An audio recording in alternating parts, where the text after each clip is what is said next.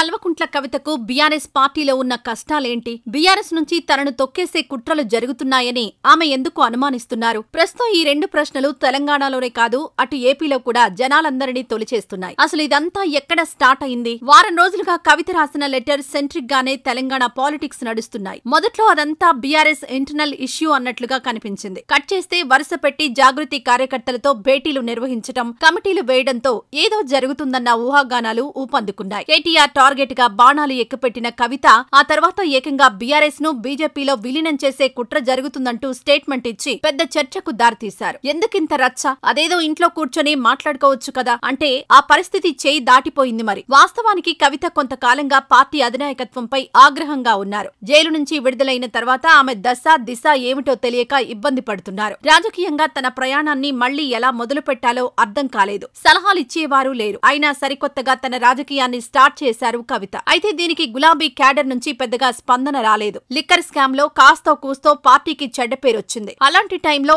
ఆ స్కామ్ లో నిందితురాలిగా ఉన్న కవితకు సపోర్ట్ చేస్తే అది పార్టీకి మరింత నష్టం చేస్తుంది అని బీఆర్ఎస్ అధినాయకత్వంతో పాటు కింది స్థాయి క్యాడర్ కూడా ఆమె విషయంలో సైలెంట్ అయింది. కానీ కేసీఆర్ కుమార్తెగా ఆమె గౌరవానికి, హోదాకి వాటిల్లే భంగం అయితే ఏదీ లేదు. బీఆర్ఎస్ కార్యకర్తలంతా లోపల ఆమెకు మద్దతుగానే ఉన్నారు. అయితే అప్పట్నుంచి కవిత తనను ఎవరూ పట్టించుకోవడం లేదనే ఒక రకమైన భావనకు వెళ్లిపోయారు. పార్టీలో తనకు ప్రాధాన్యత తగ్గిపోతుందని, కేటీఆర్ క్రేజ్, ఇమేజ్ అమాంతం పెరిగిపోతున్నాయని ఆమె ఆవేదన చెందినట్టు కవిత సన్నిహితులే చెప్తున్నారు. దాంతో తనకంటూ ఒక క్షేత్రాన్ని, ఒక క్యాడర్ ని సృష్టించుకోవాలని అనుకున్నారు. అందులో భాగమే ఆమె రాష్ట్ర వ్యాప్త పర్యటనలు. ఆయా పర్యటనలో సీఎం సీఎం అనే నినాదాలు. అయినా సరే కవితని భావి రాజకీయ నాయకురాలిగా ఎవరూ గుర్తించలేదు. దాంతో బీఆర్ఎస్ లో కేటీఆర్ తో పాటు తనకు కూడా అధికారం కావాలని అడుగుతూ ఉండడం వల్లే విభేదాలొచ్చినట్టు ప్రచారం జరుగుతోంది. కేటీఆర్ తో పోల్చుకుంటే తనకేం తక్కువ అని కవిత ప్రశ్నిస్తున్నారని సమాచారం. దీనంతటికీ కారణం ఆమె చుట్టూ ఉన్న కొంతమంది క్యాడర్ అని అంటున్నారు. ఆ భజన బ్యాచ్ అంతా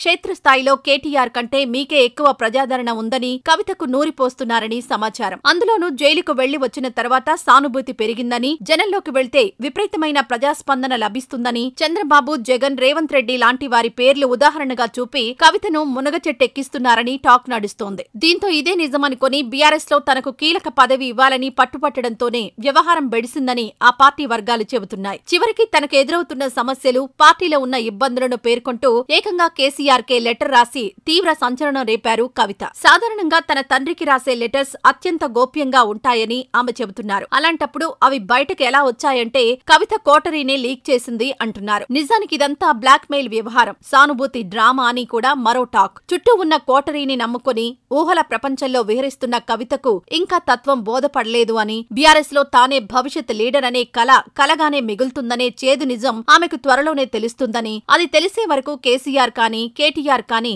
ఈ విషయంపై మౌనం పాటిస్తారని బీఆర్ఎస్ వర్గాల సమాచారం. అప్పటి వరకు కవిత ఏం చెప్పినా వినే పరిస్థితిలో అయితే లేదు. కేసీఆర్ కుమార్తెగా, కేటీఆర్ చెల్లిగా తప్ప తనకంటూ సొంత ఇమేజ్ ఏమీ లేదనే వాస్తవం ఆమె త్వరలోనే గ్రహిస్తుందని, అంచేత కవిత వివాదం అంతా 4 రోజుల ముచ్చటే అని రాజకీయ పండితులు జోషం చెబుతున్నారు.